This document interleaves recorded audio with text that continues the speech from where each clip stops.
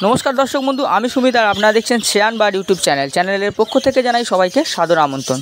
তো বন্ধুরা আজকের যে বিষয় নিয়ে কথা বলবো বিষয়টা হলো যে বদ্রি পাখি বা বাজিগার পাখির থেকে বেশি বেশি ডিম বাচ্চা পেতে ও সবগুলো বাচ্চাকে বাঁচাতে হলে আমাদের কি করতে হবে। তা বন্ধুরা আপনারা সবাই জানেন যে এখন ব্রিডিং সিজন, এখন থেকে আমরা শীতের শেষ পর্যন্ত কিন্তু পাখির থেকে ব্রিডিং নিয়ে থাকি। এই সময়তেই কিন্তু আমাদের পাখিগুলোকে ঠিকঠাকভাবে কিন্তু যত্ন করতে হবে, খেয়াল রাখতে হবে, মেডিসিন ইউজ করতে হবে, খাবার দাবার ইউজ করতে হবে, তবেই কিন্তু আমরা ঠিকঠাকভাবে কিন্তু পাখিদের থেকে ডিম বাচ্চা বা প্রোডাকশানটা কিন্তু আমরা পাবো।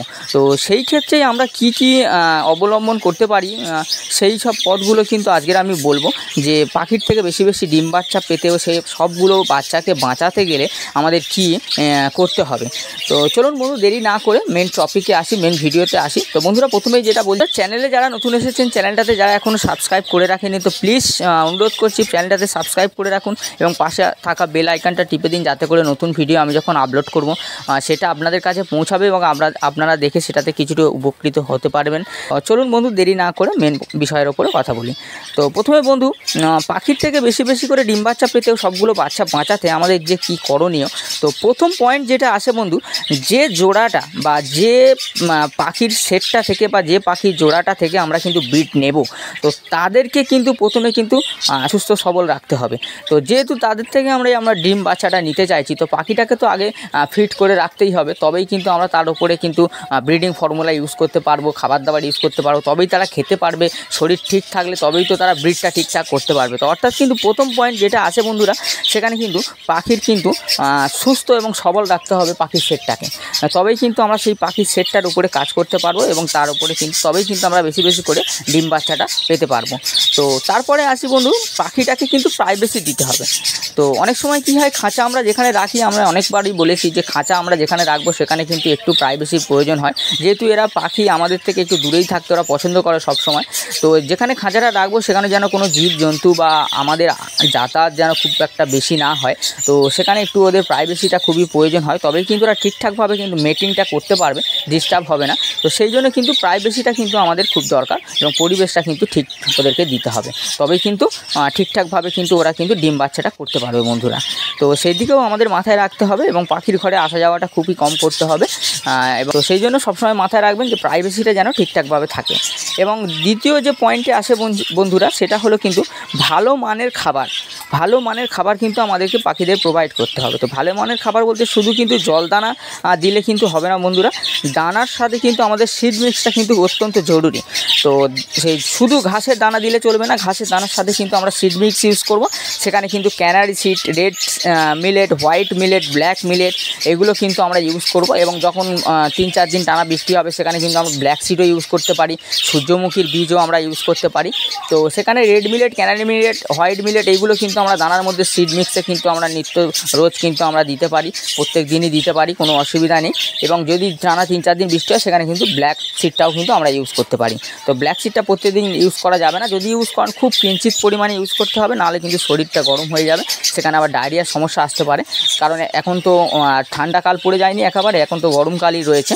তো সেক্ষেত্রে কিন্তু এটা আমাদের করতে হবে, শুধু জল দানা দিলে চলবে না, তার সাথে কিন্তু দানার সাথে কিন্তু আমাদের নানান রকমের সিড কিন্তু মিশিয়ে পাখিকে প্রোভাইড করতে হবে।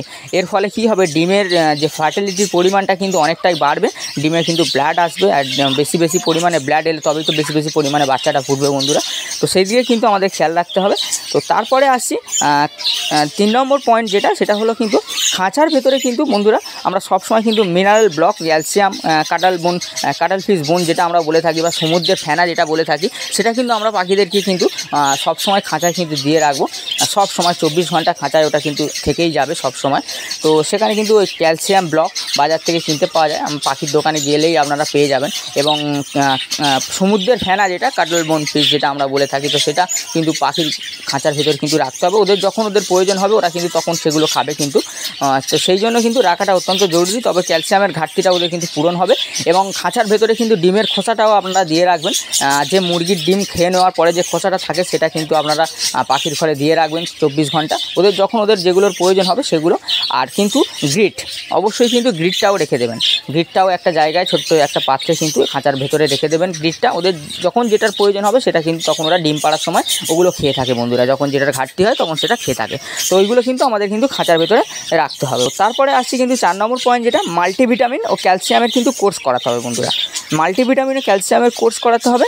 যে মাল্টিভিটামিন ও ক্যালসিয়ামের কোর্সটা করালে তবেই কিন্তু পাখি কিন্তু তাড়াতাড়ি ব্রিডে আসবে এবং ভালো ব্রিড করবে এবং ডিম বাচ্চার পরিমাণটা কিন্তু অনেকটা বাড়বে। তো সেক্ষেত্রে কিন্তু মাল্টিভিটামিন ও ক্যালসিয়ামের কোর্স কিন্তু আমাদের করাতে হবে। তো তারপরে 5 নম্বর পয়েন্ট যেটা আসছে, তো সবসময় বন্ধুরা যেটা বলি যে পাখি ব্রিডে বসানোর আগে একটা ছোট্ট একটা জিনিস করে নিলে খুব ভালো হয়, সেটা হলো ডিওয়ার্মিং বা কৃমির কোর্সটা কিন্তু করে নিলে খুব ভালো হয়। তো পাখিকে ব্রিডিংয়ে বসানোর আগে যদি কৃমির কোর্সটা করানো থাকে তাহলে কিন্তু খুব একটা সমস্যা পড়তে হয় না আমাদের। তো ডিম ও বাচ্চার পরিমাণটা কিন্তু আমাদের বাড়ে এবং কিন্তু ডিমের ফার্টিলিটির পরিমাণটাও কিন্তু অনেকটা বাড়ে। তো সেক্ষেত্রে কিন্তু বাচ্চা আমরা বেশি বেশি পরিমাণে পাই। তো সেই জন্য কিন্তু আমাদের সবসময় খেয়াল রাখতে হবে যে ব্রিডিংয়ে বসানোর আগে কিন্তু কৃমির কোর্সটা করিয়ে নেওয়াটা খুব জরুরি। অনেকে করায় অনেকে করায় না, তবু করালে কিন্তু খুব ভালো হয় বন্ধুরা। তো দেখবেন কিন্তু তাহলে এই বিষয়গুলো কিন্তু লক্ষ্য রাখলে বন্ধুরা দেখবেন যে অধিক পরিমাণে কিন্তু ডিম পাড়ছে এবং ডিমের ফার্টিলিটির পরিমাণটাও বাড়ছে। কারণ ডিমে যখন ফার্টিলিটির পরিমাণ বাড়বে সেখানে কিন্তু বাচ্চা বেশি বেশি পরিমাণে কিন্তু ফুটবে। তো এবার সেখানে আমি বলি যে এবারে কিন্তু বলি বাচ্চাগুলোকে বাঁচানোর কী প্রসেস আছে। তো বেশি বেশি পরিমাণে তো বাচ্চা ফুটলো এবং সেই বাচ্চাগুলোকে তো আমাদের বাঁচাতে হবে, তবেই তো আমরা বেশি বেশি করে বাচ্চাটা পাবো। বেশি বেশি করে ডিম পেলাম, বেশি বেশি করে বাচ্চা যখন ফুটছে তখন বাচ্চাটাকেও তো বাঁচানোর দায়িত্বটাও কিন্তু আমাদের। তো সেক্ষেত্রে আমাদের কী কী লক্ষ্য রাখতে হবে যে বিষয়গুলোর ওপরে, তো সেটা প্রথমেই আসে বন্ধু, বাচ্চা কিন্তু ফুটলে যে খাবারের পরিমাণটা কিন্তু আমাদের খাঁচায় কিন্তু বেশি বেশি করে দিতে হবে। তো পর্যাপ্ত পরিমাণে কিন্তু খাবারটা কিন্তু প্রোভাইড করতে হবে পাখিকে। তো দানার পরিমাণটা কিন্তু বেড়ে যাবে অনেকটাই, যেহেতু বাচ্চা হয়েছে সেই অনুমান করে একটা আন্দাজ করে কিন্তু আমাদের কিন্তু দানা প্রোভাইড করতে হবে এবং সিড মিক্স কিন্তু আমাদের প্রোভাইড করতে হবে, যেখানে পাখির খাবার ইচ্ছাটা বাড়বে এবং পাখি যখন তো বেশি খাবে তত বেশি কিন্তু বাচ্চাকে ফিট করাবে। তো সেখানে কিন্তু বাচ্চাগুলোর বাঁচার চান্সটা অনেকটাই বেড়ে যায় বন্ধুরা। তো এই দিকটা আমাদের খেয়াল রাখতে হবে। দ্বিতীয় যেটা হলো কিন্তু বাচ্চা ফোটার দিন থেকে কিন্তু আমাদের কিন্তু ভিটামিন বি কমপ্লেক্স কিন্তু ইউজ করতে হবে। তো বাচ্চা যেদিনকে ফুটছে সেই দিন থেকে আমরা কিন্তু টানা 1 সপ্তাহ কিন্তু টানা ভিটামিন বি কমপ্লেক্স কিন্তু ইউজ করতে হবে, তবেই কিন্তু বাচ্চার হজম ক্ষমতাটা বাড়বে, বাচ্চার ঠোঁট এবং নোখ এগুলো কিন্তু সতেজ হবে এবং বডি কিন্তু বেশ ভালো হেলদি হবে। তো সেই জন্য কিন্তু ভিটামিন বি কমপ্লেক্সটা কিন্তু আমাদের ইউজ করতে হবে। তো প্রথম দিন থেকেই 1 সপ্তাহ কিন্তু আমরা ভিটামিন বি কমপ্লেক্স ইউজ করবো, সেখানে কিন্তু বাচ্চার মৃত্যুর হারটা কিন্তু অনেকটাই কমে যাবে বন্ধুরা। পাখি ভালো ফিট করাতে পারবে এবং সেই খাবারটা বাচ্চাগুলো কিন্তু খুব ভালো হজম করতে পারবে। তো বি কমপ্লেক্স একটা মাল্টিভিটামিন, তো খুব ভালো কাজ করে বাচ্চার ক্ষেত্রে, বিশেষ করে ছোটো ছোটো বাচ্চার ক্ষেত্রে। তো এই সময় কিন্তু আমরা বি কমপ্লেক্স কিন্তু ইউজ করব। তো 3 নম্বর পয়েন্ট, যেটা সফট ফুড দিতে হবে বন্ধুরা বাচ্চাকে। কিন্তু বাচ্চা যখন ফুটবে ঘরের ভেতরে তখন কিন্তু দানা খেয়ে পাখি কিন্তু ওই অতগুলোকে বাচ্চা খাওয়াতে কিন্তু খুবই কষ্টকর বন্ধুরা। তো সেই জন্য কিন্তু সফট ফুডটা ইউজ করতে হবে। সফট ফুডটা দিলে কী হয়, ডাইরেক্ট খাবার ওরা খেতে পারলো এবং বাচ্চাকে গিয়ে সঙ্গে সঙ্গে ফিট করাতে পারবে এবং তাড়াতাড়ি খেতেও পারে সফট ফুডটা, এবং এরা সফট ফুড খেতে পছন্দও করে। তো বন্ধুরা বিভিন্ন রকমের সফট ফুড কিন্তু আমরা উইকলি কিন্তু একটা শিডিউল তৈরি করে প্রত্যেক দিন একই সফট ফুড দেবো না, অন্য অন্য দিন অন্য অন্য সফট ফুড কিন্তু আমাদের কিন্তু দিতে হবে। তো সেই সফট ফুড কিন্তু আমাদের কিন্তু পাখিকে অবশ্যই ইউজ করতে হবে। তারপরে যে 4 নম্বর পয়েন্টে আসি বন্ধু, বাচ্চা কিন্তু সাইজিং করতে হবে।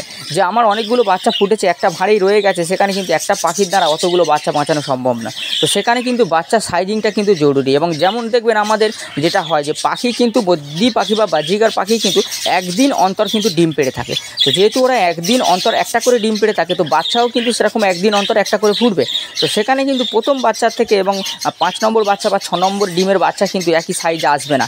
তো সেখানে কী হয়, বড় বাচ্চাগুলো কিন্তু এগিয়ে গিয়ে ধাড়ির থেকে কিন্তু খাবারগুলো কিন্তু খেয়ে নেয়। সেক্ষেত্রে কিন্তু ওই বাচ্চাগুলো তাড়াতাড়ি বড় হয়ে যায় এবং ছোটো বাচ্চাগুলো কিন্তু পিছনে পড়ে যায়, তারা কিন্তু খেতে পারে না এবং ধাড়ির কিন্তু খাওয়ানোর পরিস্থিতিতেও থাকে না। 3-4টে বাচ্চা খাওয়ানোর পরে অতগুলো বাচ্চা কিন্তু মানুষ করতে পারে না অনেক সময়। তো সেক্ষেত্রে কিন্তু বাচ্চার সাইজিংটা কিন্তু খুব জরুরি বন্ধুরা। তো বাচ্চার সাইজিংটা কি, যে আপনার যদি অনেকগুলো কেজ থাকে সেটাই তবেই কিন্তু হবে। তো যখন অনেকগুলো কেজে ব্রিডিং হবে তখন কিন্তু আপনারা লক্ষ্য করবেন যে যে ঘরে ছোট বাচ্চা আছে, এর বড় ঘরের বাচ্চার মধ্যে যে ছোট বাচ্চাটা আছে সেই ছোট বাচ্চাটা নিয়ে গিয়ে কিন্তু ছোট বাচ্চার সাথে কিন্তু আপনারা রেখে দিতে পারেন। তো যেখানে ছোট ছোট বাচ্চাগুলো আছে সেখানে ছোট ছোট বাচ্চাগুলোকে রেখে দিলেন, যেখানে বড় বাচ্চা আছে সেখানে বড় বড় বাচ্চাগুলোকে রেখে দিলেন। তো এইভাবে কিন্তু সাইজিং করা যায়। ধরুন যে 3 জোড়া পাখি আপনার পাশাপাশি আছে, এরও বাচ্চা ফুটেছে, পাশেরটারও বাচ্চা ফুটেছে। তো এই যে বাচ্চাটা ফুটেছে প্রথম ঘরে, তো ওর বাচ্চা যদি একটু বড় সাইজের হয় তো পরের লাস্টের বাচ্চাগুলো কিন্তু ছোটো ছোটো হবে। তো সেই ছোটো ছোটো ছোটো বাচ্চাগুলো তার পাশের ঘরে যদি বাচ্চা লেটে ফোটে সেই বাচ্চা কিন্তু ছোটো বাচ্চাটা কিন্তু ছোটো বাচ্চার কাছে দিয়ে দিতে পারেন, এবং ওর ঘরে যে বড় বাচ্চা যদি থেকে থাকে সেটা কিন্তু আবার এই বড় বাচ্চার কাছে দিয়ে দিতে পারেন। সবসময় খেয়াল রাখবেন বন্ধুরা কিন্তু যে বাচ্চার কিন্তু পালক ওঠার আগে কিন্তু সাইজিংটা করতে হবে। পালক উঠে গেলে কিন্তু ওরা চিনতে পেরে যায়, তখন কিন্তু ধাড়ি কিন্তু কামড়ে নেয়। তো অর্থাৎ কিন্তু বাচ্চার পালক ওঠার আগে কিন্তু এগুলো করতে হবে, বাচ্চার সাইজিংটা কিন্তু জরুরি। তো সবসময় এইটা মাথায় রাখবেন, যখন 4-5টার ওভার বাচ্চা হয়ে যাচ্ছে তখন ওই লাস্ট ছোটো ছোটো বাচ্চাগুলোকে নিয়ে গিয়ে যে ঘরে ছোটো ছোটো বাচ্চা আছে যে ভাঁড়েতে, তো সেই ভাঁড়েতে ওই ছোটো ছোটো বাচ্চার কাছে ওই ছোটো ছোটো বাচ্চাগুলো দিয়ে দিবেন। দিয়ে দিলে কিন্তু ওরা ঠিকঠাক ওরা ফিডও করাতে পারবে, একসাথে গ্রোথটা হবে বাচ্চা। আর যেখানে বড় বাচ্চা আছে ওখানে ওই অন্য ঘরের বড় বাচ্চাটাকে নিয়ে গিয়ে এখানে কিন্তু সাইজিং করতে পারেন। তো 4-5টা বাচ্চা করে যদি আপনি এবারে যে সাইজিং করে দিতে পারেন কিন্তু বন্ধুরা সব কটা বাচ্চা বাঁচবে এবং বড়ও হবে এবং হেলদিও থাকবে বন্ধুরা। তো সেক্ষেত্রে বাচ্চার সাইজিংটা কিন্তু জরুরি, বাচ্চার সাইজিং করতে হবে। আর ডিমেরও সাইজিং করা যায়, যখন দেখবেন যে ডিমে ব্লাড এসছে, কারো 6টা ডিম আছে, 7টা ডিম আছে, কারো 4টে ডিম আছে, সেখানে কিন্তু ডিমেরও সাইজিং করা যায়, যে ওর থেকে ডিম এনে রেখে দিয়ে দেওয়া যায় বা এর থেকে ডিম নিয়ে গিয়ে ওকে দিয়ে দেওয়া যায়। এরকম করে কিন্তু এবারে যে ডিমটা যদি আমরা করে দিতে পারি 4-5টা করে, তাহলে কিন্তু প্রত্যেকটা বাচ্চা ফুটবে এবং প্রত্যেকটা বাচ্চা বাঁচবে বন্ধুরা। তো সেক্ষেত্রে ডিমেরও সাইজিং করা যায়। তো বন্ধুরা এই ছোটো ছোটো বিষয়গুলো কিন্তু মাথায় রাখলে আমরা কিন্তু এই সিজনে, এই ব্রিডিং সিজনে কিন্তু আমরা কিন্তু বেশি বেশি পরিমাণে কিন্তু ডিম ও বাচ্চা কিন্তু পাখির থেকে পেতে পারি। তো বন্ধুরা আশা করি ভিডিওটা দেখার পরে আপনাদের কিছুটা উপকারে আসবে। আর যদি ভিডিওটা ভালো লেগে থাকে একটা লাইক করবেন, কমেন্ট করবেন, শেয়ার করবেন। আর চ্যানেলে নতুন এসে থাকলে অবশ্যই চ্যানেলটাতে সাবস্ক্রাইব করে রাখবেন বন্ধুরা। তো চলুন বন্ধু, দেখা হচ্ছে পরের ভিডিওতে। ভালো থাকবেন, সুস্থ থাকবেন, দেখতে থাকবেন শ্রেয়ান বার্ড ইউটিউব চ্যানেলের পক্ষ থেকে জানাই সবাই দর্শকদের ধন্যবাদ।